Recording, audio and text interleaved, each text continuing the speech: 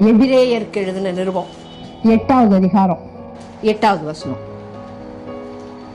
அவர்களை குற்றப்படுத்தி அவர்களை நோக்கி, இதோ கர்த்தர் சொல்லுகிறது என்னவெனில், இஸ்ரவேல் குடும்பத்தோடும் யூதா குடும்பத்தோடும் நான் புது உடன்படிக்கையை ஏற்படுத்தும் காலம் வருகிறது.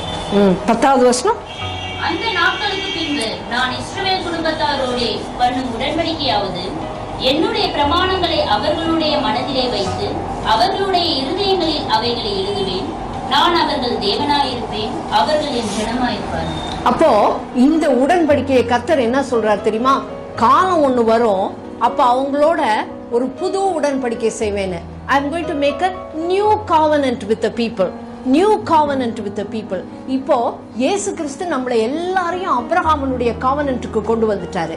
ஆனா இயேசு கிறிஸ்து அது மட்டும் அதோட நிறுத்தாம அவர் என்ன பண்ணிட்டாரு, தன்னை யார் யார் ஏற்றுக்கொண்டாங்களோ அவங்க எல்லாரையுமே ஒரு கூட்டமாக்கி புதிய உடன்படிக்கைக்குள்ள கொண்டு வந்து அங்க என்ன பண்ணிட்டாரு, விருத்த சேதனத்தை, இருதயத்துல நடக்கிற விருத்த சேதனத்தை கொண்டு வந்துட்டாரு.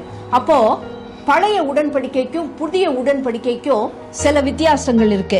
பழைய உடன்படிக்கையில என்ன போட்டிருக்கு, இட் வாஸ் விருத்த சேதனம் கைகளால செய்யப்பட்டதுன்னு, கைகளால செய்யப்பட்டதுன்னு.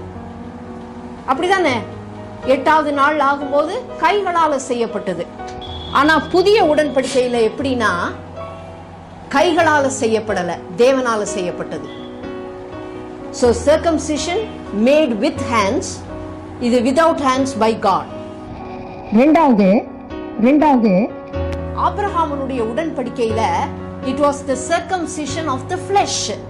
விருத்த சேதனம் சரீரத்துல செய்யப்பட்டது.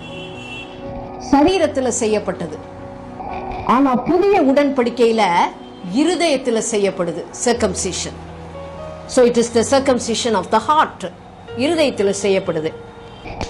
3வது வித்தியாசம் என்னன்னா, ஆரம்பத்திலேயே நான் சொன்னேன், அப்ரஹாமனுடைய உடன்படிக்கைக்குள்ளார எல்லாரும் வராங்க அப்படின்னா வெளியரங்கமான அடையாளம் என்ன, சர்க்கம்சிஷன்.